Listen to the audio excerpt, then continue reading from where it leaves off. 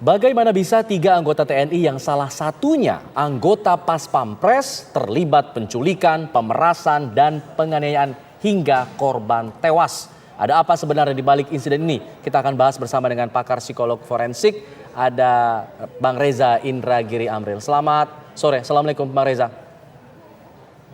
Selamat sore, Waalaikumsalam warahmatullahi wabarakatuh. Bang Reza, sudah dipastikan ini 3 anggota TNI terlibat dalam kasus penculikan, penganiayaan, dan pemerasan di situ. Tapi masih ada konstruksi yang sepertinya masih menggantung di situ. Tidak jelas apa kemudian hubungan antara korban dengan para pelaku ini, bahkan melakukan pemerasan sampai 2 kali. Anda melihatnya bagaimana? Adakah sesuatu yang tersembunyi di sini di balik insiden ini? Ya, termasuk konstruksi yang tidak jelas adalah ketika saya menaruh rasa hormat terhadap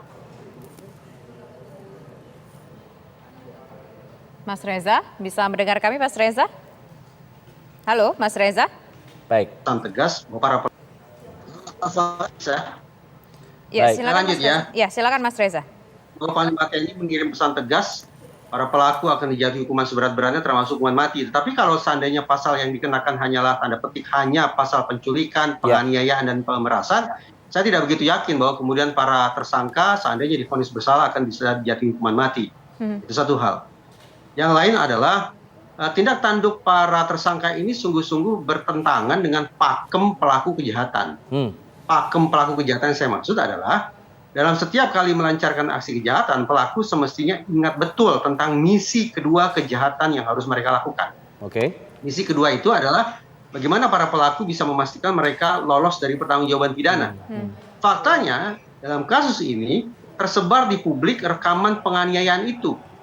Dengan kata lain, para pelaku ini justru menciptakan atau menghadirkan sesuatu yang suatu saat nanti akan bisa dipakai untuk membuktikan bahwa mereka sudah melakukan perbuatan pidana.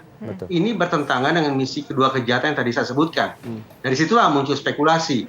Apakah benar para pelaku ini orang yang bisa dikategorikan bodoh? Tampaknya tidak demikian, karena mereka disebut-sebut sebagai bagian dari unit elit TNI. Betul. Apakah ini bersangkut paut dengan bisnis tertentu? Sehingga dengan merekam penganiayaan seolah mereka tidak hanya mengirim pesan kekerasan kepada keluarga korban, tapi juga seolah ingin mengirimkan pesan kepada pihak lain untuk menunjukkan bahwa ketiga orang ini sudah bekerja, tanda petik. Ataukah ada kemungkinan para tersangka ini menganggap ada pihak tertentu yang melindungi mereka, yang akan meloloskan mereka dari pertanggungjawaban pidana, sehingga mereka berlaku sedemikian serampangan ketika melakukan aksi kejahatan itu. Tentu saja, sekian banyak spekulasi ini tetap harus diinvestigasi oleh pihak POM TNI. Nah, tapi Mas Reza, ada sebuah misteri tidak mungkin dalam peristiwa ini? Ini kan korbannya adalah pedagang kosmetik. Sebetulnya apa yang diincar dari kasus ini? Apakah memang pure bisnis atau mungkin ada motif-motif lain yang Mas Reza lihat di situ? Karena melihat begitu kejamnya melakukan penganiayaan kemudian disebarluaskan seperti itu Mas Reza? Tadi saya simak bahwa sejauh ini tampaknya hasil investigasi mengarah pada motif instrumental atau motif ekonomi.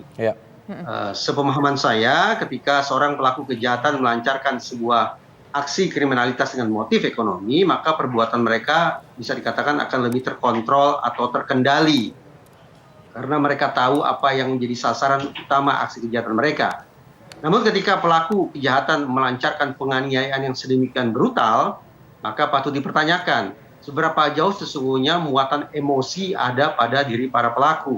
Sehingga patut dipertanyakan pula, apakah ini sungguh-sungguh merupakan kejahatan instrumental yang tidak ada sangkut pautnya dengan suasana hati, marah, benci, sakit hati, dendam atau sejenisnya, atau jangan-jangan ada muatan lain, yaitu muatan kejahatan emosional, dendam, sakit hati, kebencian, amarah, dan seterusnya, dan seterusnya. Itu yang sekali lagi tetap perlu didalami.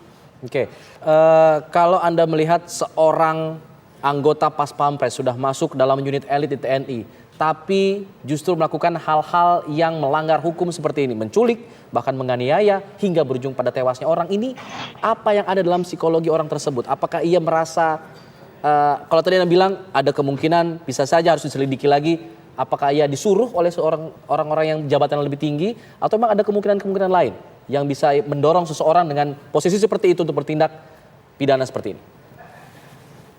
Kita memang acap kali berasumsi bahwa ketika seorang warga negara masuk ke dalam organisasi militer, maka perilakunya akan menjadi lebih disiplin, lebih teratur, taat hukum, loyal, dan serba aneka sebutan positif lainnya. Apalagi ketika unit kerja yang dimasuki adalah unit yang tergolong sebagai unit eksklusif, unit kelas, unit yang disebut elit, katakanlah demikian. Tapi ada riset di Swedia yang menunjukkan kebalikannya, bahwa orang-orang yang ikut wajib militer, begitu mengakhiri masa wajib militer ya justru tidak sedikit yang melakukan perbuatan pidana. Ini menunjukkan bahwa sesungguhnya yang namanya oknum itu bisa muncul di mana saja. Ekspektasi publik bisa tidak terpenuhi. Angan-angan indah yang tadi saya sebutkan bisa saja tidak terbukti di lapangan. Bagi saya, keberadaan oknum bisa berada di organisasi manapun, di unit manapun, baik elit maupun tidak elit. Pokok persoalan yang lebih penting adalah seberapa jauh lantas institusi atau lembaga punya keseriusan untuk menindak para oknum tersebut. Sayang beribu sayang, saya tidak memiliki data konkret untuk Indonesia, namun kalau saya ambil data di organisasi ketentaraan di Amerika Serikat, memang ada sedikit kerisauan yang muncul. Bahwa misalnya, dari 3.000-an tentara Amerika Serikat yang melakukan desersi, yang kemudian diproses hukum kurang dari 5%, alias hanya sekitar 170-an tentara saja, sangat-sangat kontras perbandingan angka itu. Nah, ini memberikan gambaran kepada kita bahwa sekali lagi, oknum bisa berada di mana saja, penyimpangan bisa dilakukan oleh siapa saja yang kemudian tidak lagi berdisiplin atau taat hukum, tetapi yang menjadi persoalan utama adalah apakah benar lembaga atau institusi kemudian melakukan penindakan terhadap oknum itu. Apalagi kalau kemudian kita juga ingat istilah misalnya curtain code atau kode tirai.